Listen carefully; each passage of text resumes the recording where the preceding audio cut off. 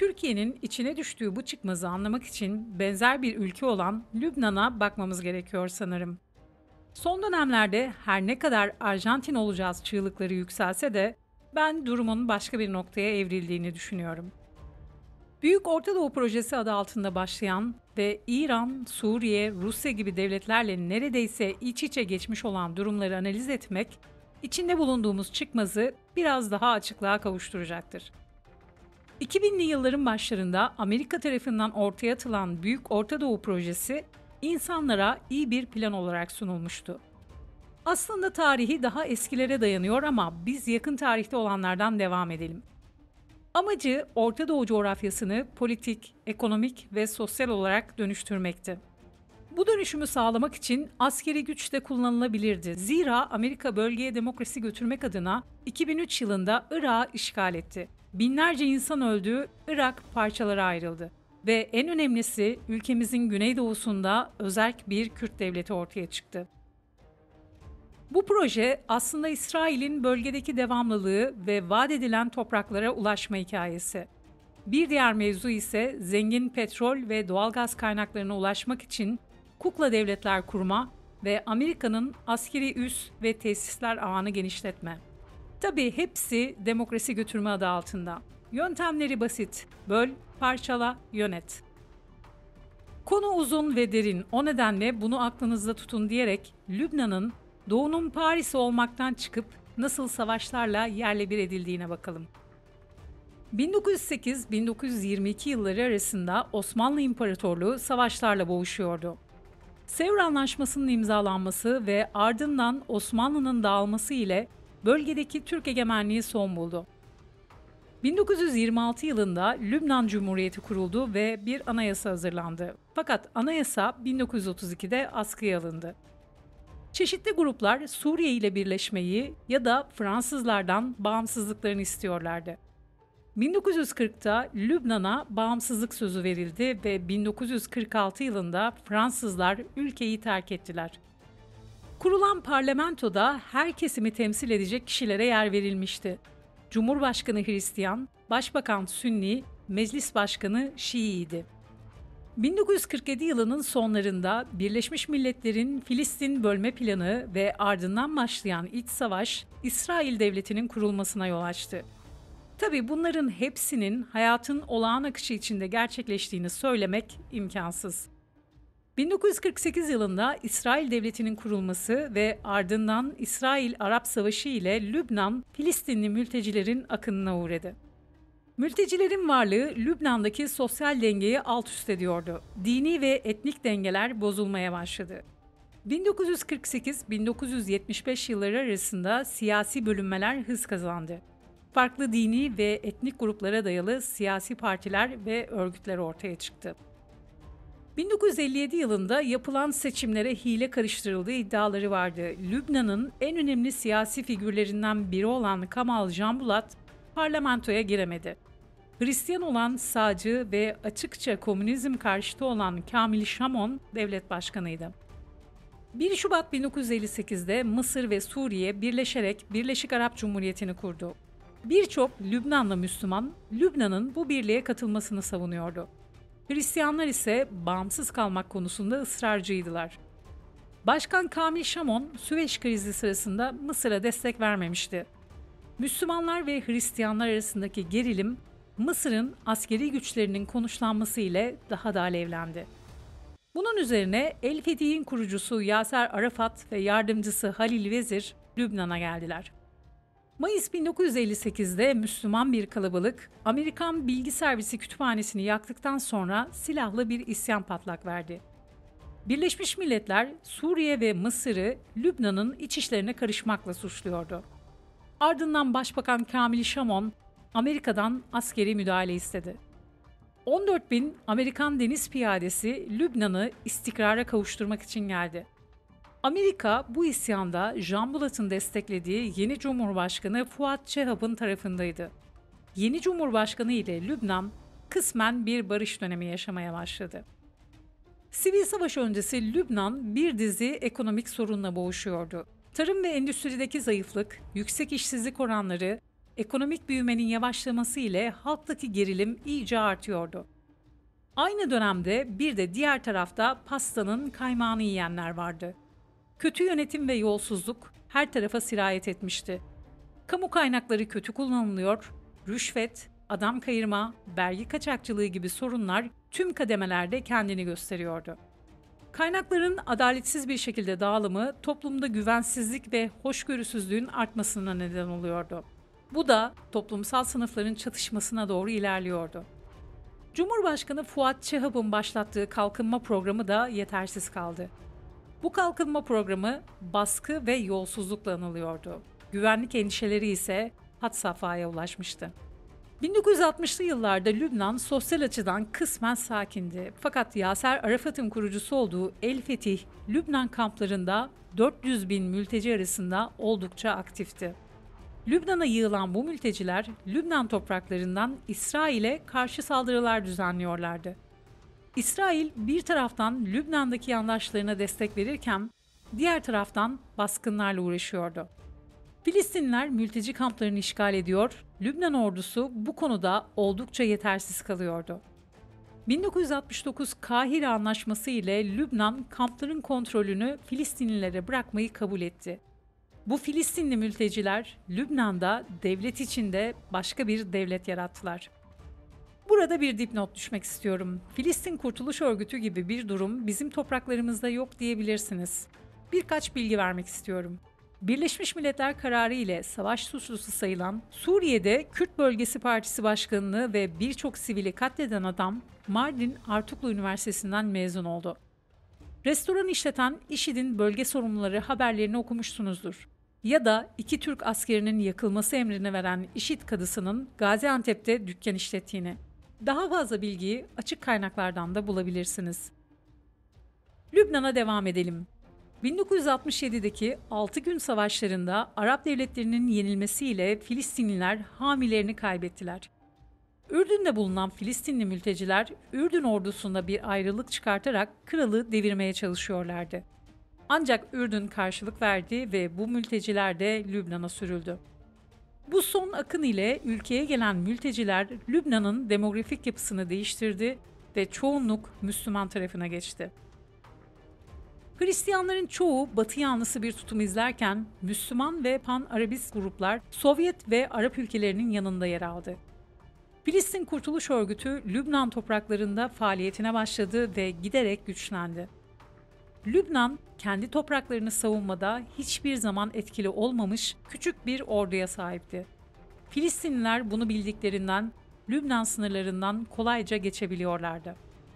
Burada Ergenekon ve Balyoz operasyonlarının hangi nedenle yapıldığı, 2009 yılında Suriye sınırındaki mayınların temizlenmesi işine neden başlandığı bir kez daha üzerinde düşünülmesi gereken konular. Yine Lübnan'a dönelim. 1970 yılında Cumhurbaşkanı olan Süleyman French dönemi ise tam bir kaostu. Onun döneminde kutuplaştırma ve yozlaşma artmış, Müslümanlar ve Hristiyanlar arasındaki uçurum iyice açılmıştı. Hükümet, büyüyen ve dağınık halde bulunan Filistin Kurtuluş Örgütü milisleri üzerinde hakimiyet kuramıyordu. Ülkedeki Müslümanlar da Filistinliler ile ittifak halindeydiler. Mülteci akını zaten ekonomik olarak darboğazda olan Lübnan halkının daha da fakirleşmesine yol açtı. Kaynaklar yetmiyor, barınma sorunları giderek artıyordu. Ayrıca Filistin Kurtuluş Örgütü, Tire ve Sayda'daki bazı yerleri ele geçirmiş, kontrol noktaları kurmuştu. Aldığı Arap fonlarıyla Lübnanlı Sünni çeteleri de eğitiyor ve silahlandırıyordu. Hristiyan falanj milisleri Filistinli milislerle karşı karşıya gelerek meseleyi kendileri çözmeye kalkacak ve bir ülkenin darmadağın olmasına sebep olacaklardı. Hristiyan falanjistler ve Arap yanlısı Lübnan Ulusal Hareketi arasındaki mücadele 1975 yılında başladı.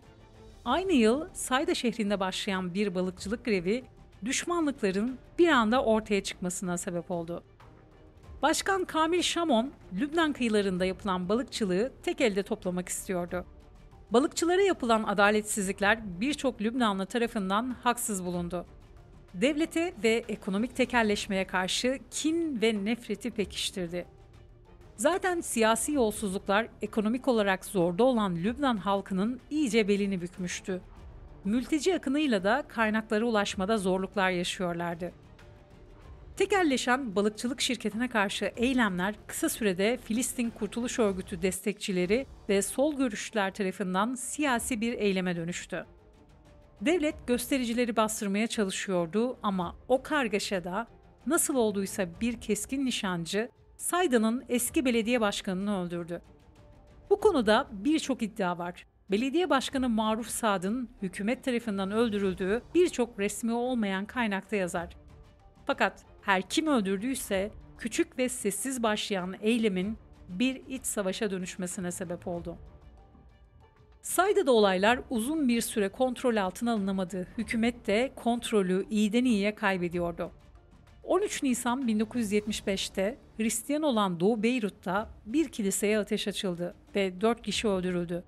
Hedefteki kişi Hristiyan Falangist Katip Partisi kurucusu Pierre Gamayel'di.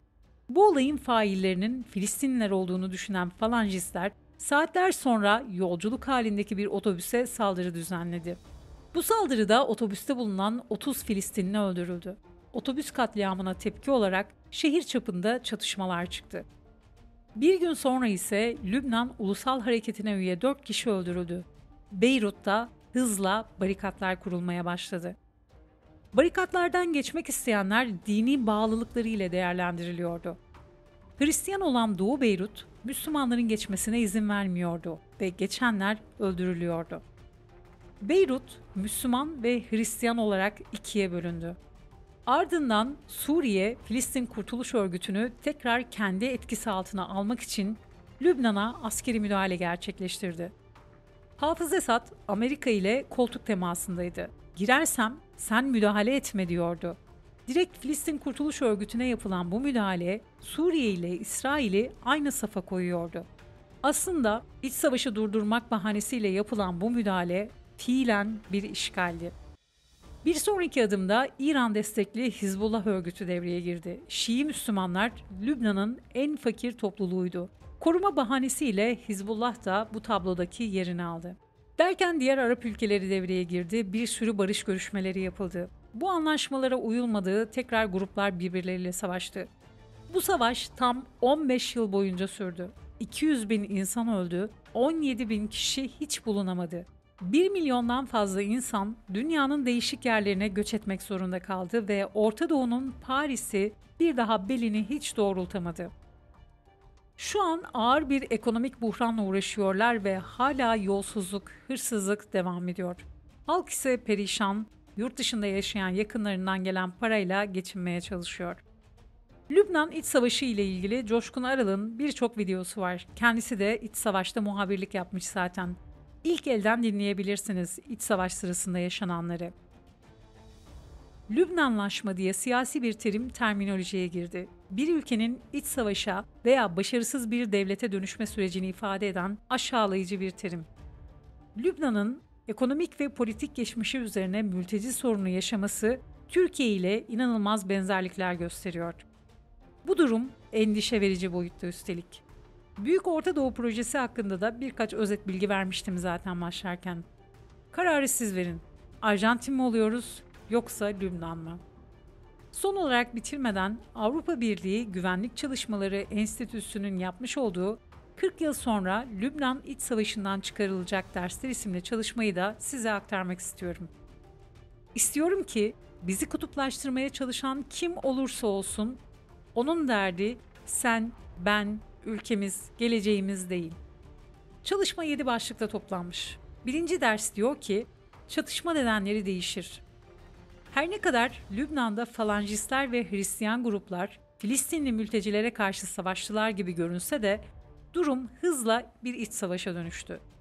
Çünkü onları körükleyen sorunlar zamanla unutulmuş ve tüm öfke mültecilere dönmüştü.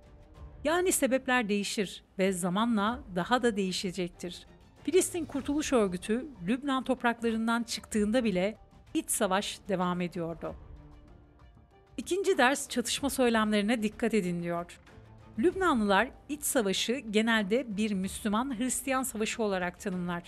Lübnan'da çatışmanın altında yatan sebepler dini değil, siyasiydi. Lübnan'da çatışan gruplara bakalım. Sünni Filistinliler, Sünni Suriye güçleriyle, Şii Hizbullah, Şii Emel örgütüyle, Müslüman Emel güçleri, Müslüman Filistinlileriyle, Hristiyan Lübnan ordusu, Hristiyan örgütleriyle savaşıyorlardı. Tüm bu bölünmeye karşın savaşın en doruk noktasında bile Lübnan halkının %80'i ulusal birlik hükümeti fikrini destekliyordu.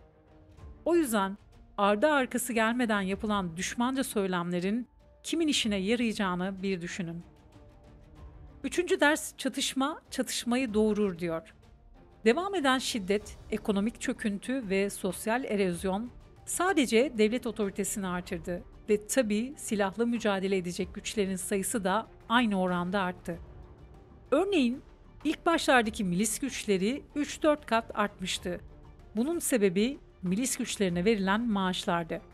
Yoksulluk ile savaşan Lübnan halkı milis güçlerine katılırsa ekonomik olarak rahatlıyor, en azından bir maaş alıyorlardı.